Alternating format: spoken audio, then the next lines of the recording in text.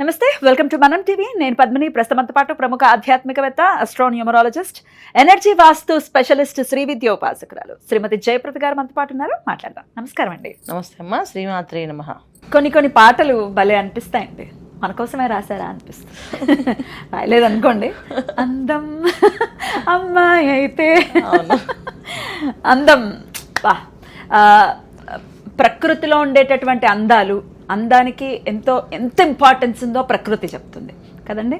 అందానికి డెఫినెట్గా ఇంపార్టెన్స్ ఉంది. అందము ఇన్ అండ్ అవుట్ ఎప్పుడైతే ఒక మనిషికి ఉంటుందో ఇంకా వాళ్ళ విజయానికి ఇంకా అవధులు లేవు అని అనిపిస్తూ ఉంటుంది. సో అందం డెఫినెట్గా అవసరము. బాహ్య సౌందర్యం కంటే అంత సౌందర్యం ఇంకా అవసరము. అయితే నేను ఇవాళ అడగాలనుకున్నది ఏమిటి అంటే, ఉన్నవి 27 నక్షత్రాలు ఆబ్వియస్గా. సో ఈ 27 నక్షత్రాల్లో నిజంగా లోపల బయట కూడా అందంగా ఉండేవాళ్ళు ఎవరు? ఎందుకంటే face is the index of heart అని చెప్తూ ఉంటారు, కానీ కొంతమందిని చూస్తే చాలా అందమైన వాళ్ళు, లోపల మాత్రం చాలా భయంకరంగా ఉంటుంది వాళ్ళ స్వరూపం. సో ఎట్లా నమ్మచ్చు? ఈ నక్షత్రాలను అయితే మర్చిపోండి, వాళ్ళు మంచివాళ్ళు అని వదిలేయచ్చు, అంటే ఖచ్చితంగా నమ్మచ్చు అని బల్లగుద్ది చెప్పే పరిస్థితి ఉంటుందా? మీ అనాలిసిస్ ఏమిటి? తప్పకుండా అన్న. సో ఎనాలిసిస్ ప్రకారం మనం చూసుకుంటే నక్షత్రాల్లో అందాలు తక్కువ ఉంటాయి. ఎందుకంటే నక్షత్రంలో కొంతవరకు వీళ్ళకి కళ్ళు కానీ, మాట కానీ, లేకపోతే ఒక ముక్కు కానీ, నుదురు కానీ, ఇవే ఒకటే సిమ్టమ్స్ వస్తాయి మనకి.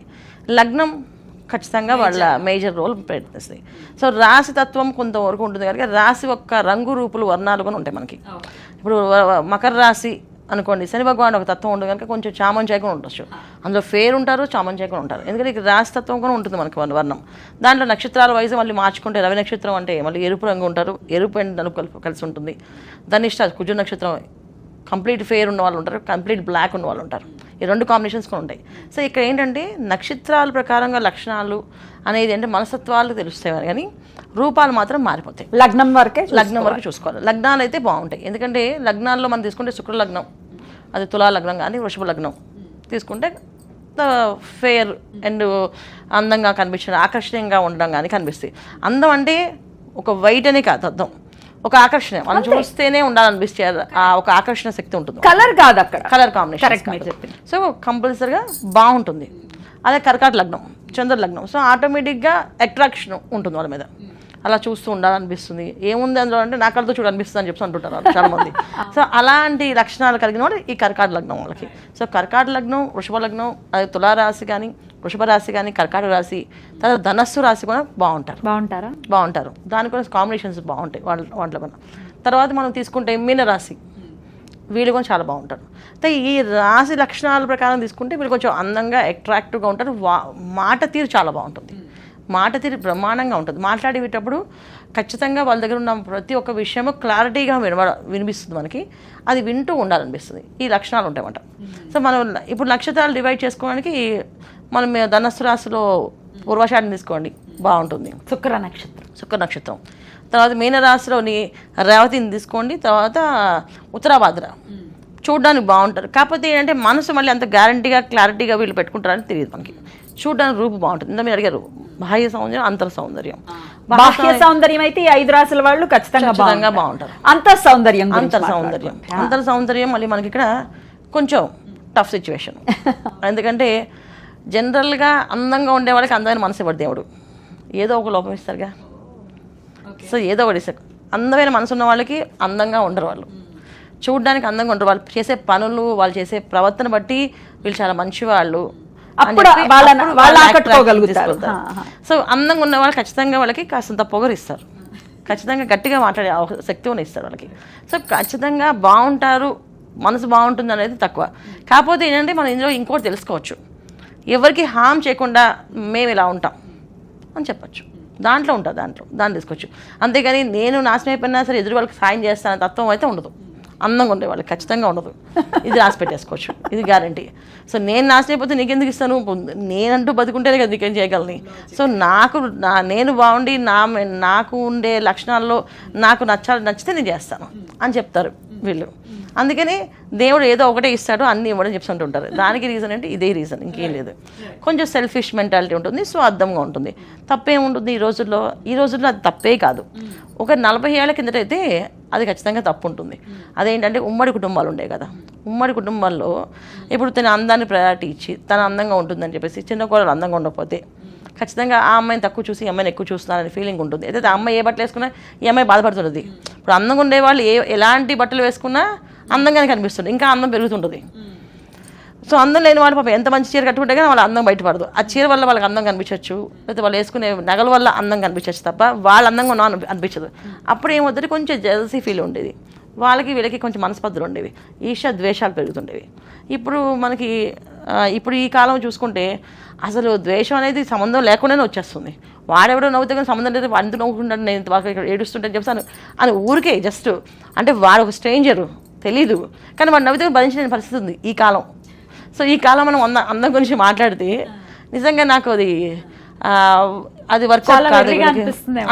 అంటే అసలు అందరూ సెల్ఫిష్ మెంటాలిటీతో ఉన్నారు కదా, నాకేంటి అసలు అని చెప్పేసి ఏదైనా ఒక ప్రాబ్లం అయితే ప్రాబ్లం ఏమొచ్చిందని చూడకుండా వీడియో తీస్తున్నారు. హెల్ప్ చేయడం ఇంపార్టెంటా, వీడియో తీయడం ఇంపార్టెంట్. సరే అంటే ఇది కూడా ఇంపార్టెంట్ అండి, ఈ వీడియో తీస్తే ఎప్పుడు వాళ్ళకి హెల్ప్ అవుతుంది, ఇది మేము దాన్ని పోస్ట్ చేస్తున్నాం కదా అంటారు.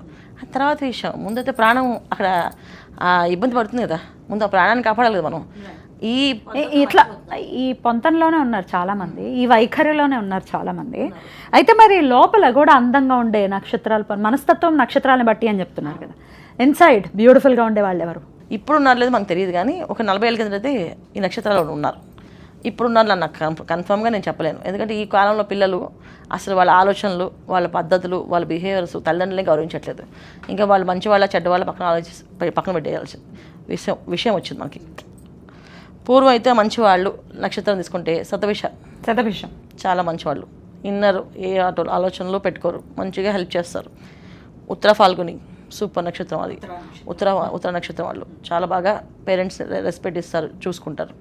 నెక్స్ట్ అనురాధ, వీళ్ళు చాలా చక్కగా ఫ్యామిలీకి బాండింగ్గా ఉంటారు. మొండిగా ఉంటారు కానీ మంచి బాండింగ్, ఫ్యామిలీ బాండింగ్. మొండితనం అంటే కష్టాలకి అలా గట్టిగా వాళ్ళ స్ట్రాంగ్ అయిపోతారు అంతే, కానీ బాండింగ్ ఉంటుంది వాళ్ళకి ఏంటి.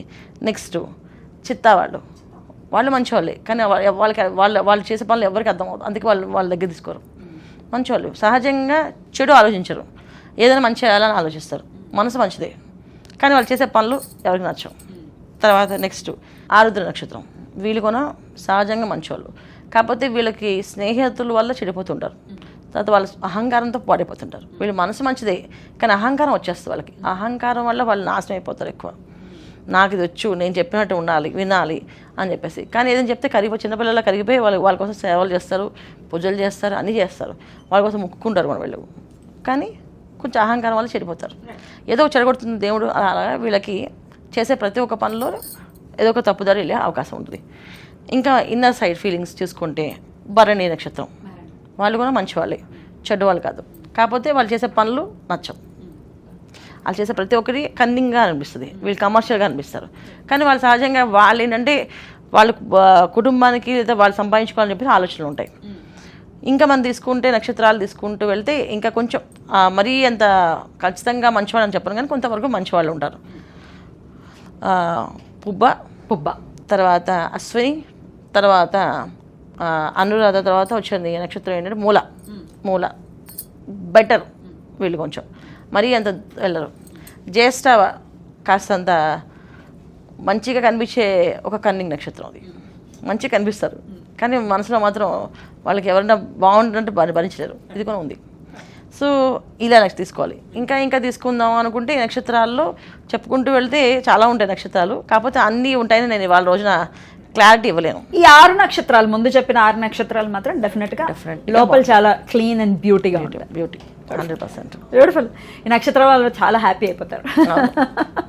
రైట్ అండి, చాలా చక్కగా తెలియజేశారు, కృతజ్ఞతలండి. నమస్తే. శ్రీమాత్రే నమః.